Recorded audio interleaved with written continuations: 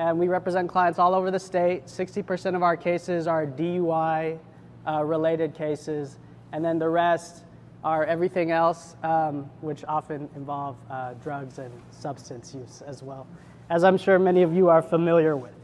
So I'm gonna just speak. So yes, I think all of us hold dearly in our hearts is we want to prevent people from getting into the criminal justice system in the first place. I'm in the business of giving them second chances, but I'm much happier if after that second chance they don't come back. And I'm even happier if, unfortunately, if I have less business, right? And people aren't getting in trouble to begin with. So I think first that's very relevant when someone is arrested. The criminal justice process moves very slowly, right? So they're arrested and there's a blood draw done, or they're found in possession of some sort of substance, and there's a whole process that takes place then from that point. That person's life hits a crisis moment at the time they're arrested, but the criminal justice process doesn't really get set into motion until many months later. So there's blood that has to be tested after someone's arrested. There's some sort of substance that has to be tested.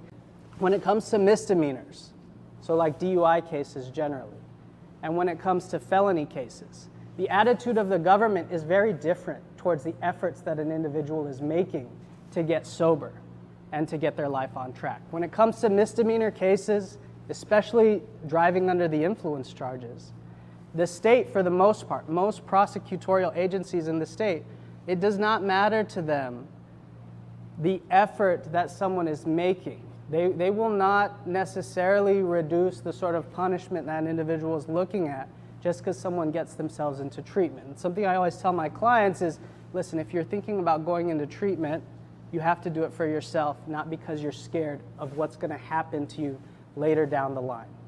At the felony level, there's a lot more of a policy towards rehabilitation, and that's when someone seeking help is really going to want to get the proof of all of the effort that they've been making to get sober, to get their life back on track. Release conditions. So when charges are filed against someone and there's an arraignment, the judge says whether they're staying in jail, how high their bond is, whether they can have contact with the spouse. So say you have a DV situation involving alcohol or substance abuse. That person needs to get help right away so they can show the court and their family that they're getting help with their problem, because the reason why that domestic violence situation may have happened was because they did have a problem. And the court is not going to let them reunite with their family unless I can show the judge that they've been making effort to address that problem. So if you have individuals who may be in DV situations that with a substance abuse problem, they come to you, that's something to be aware of. If they want to get back with their family, if they want to see their kids again, they need to be showing effort. And I can show that to the court and help get those release conditions modified so they can be reunited with their families. Sentencing, mitigation. That's something I deal with a lot too, is making sure that I can show the court that this person is receiving the treatment, and it's very helpful to get letters. So if anyone ever has a court case, any of your clients have a court case, being able to write a letter showing the exact effort they've been making if they're getting tested on a daily basis, how many hours of treatment they've gone through, but really being able to be as detailed as possible as to the effort this person is making to be sober is extremely helpful to mitigation and sentencing. In felony cases especially, in misdemeanor cases, sometimes where there's an accident, the state, they want more punishment, they want more jail time. My job is to keep the jail time to a minimum. So when I have those letters, even when I have someone coming in for a sentencing hearing, I can put on a sentencing hearing for the judge and show the court that this person may have made a poor decision, but they are getting their life back on track.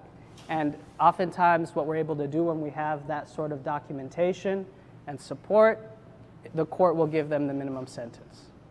In Arizona, the law really doesn't make any distinction between someone who drinks at a bar to excess, gets in their car, drives, and gets a DUI. There's no distinction in the level of culpability between someone who does that and someone who is on prescription medication for some sort of mental health issue that they're having.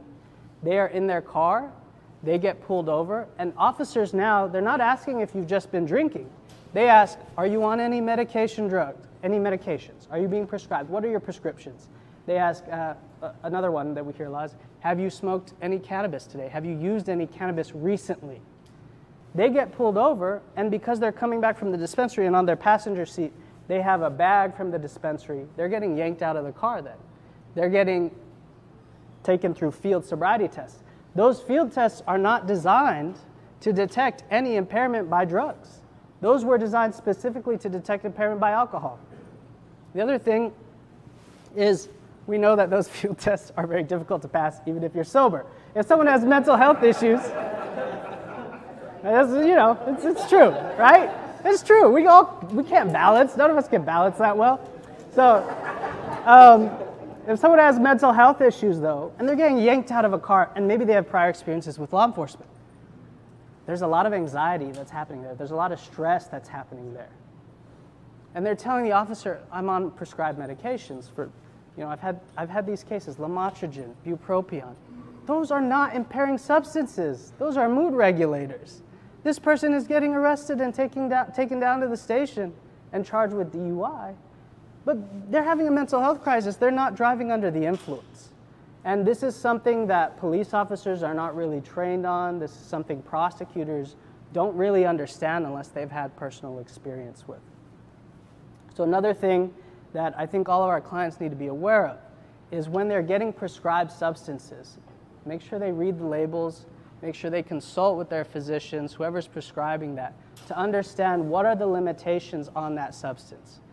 If someone's been taking oxycodone because they had back surgery and they've been taking it for 6 years and they're taking a decent dosage, they're not driving impaired while they're on oxycodone. And so these are issues that I see regularly come up in my practice, and I think these are things that people need to be aware of. The penalties for DUI in Arizona are very harsh. Prescription DUIs are treated exactly the same as alcohol DUIs. So if someone has a suspended license and they get a prescription DUI charge, they're looking at 4 months in prison. If they have a prior felony record, they're looking at years in prison. And that's not something that our state is really considering. And if our state's not considering that, people need to be aware of the very harsh consequences. If they're in recovery, they may be on, I had a client get DUIs for methadone. And so these are things we really have to be aware of because, one, it can cause an individual to relapse. But also we want people to be aware so they can make decisions around their day. And if the police are asking about, prescription drug use or cannabis use, it's really not any of their business. I always tell my clients, just identify yourself, and that's really all you have to do. And when there's an accident that happens, people get in accidents sober all the time, but all of a sudden, because there's some sort of substance in the blood, you have someone who really shouldn't be charged with DUI then facing these DUI charges. So, thank you. Yeah.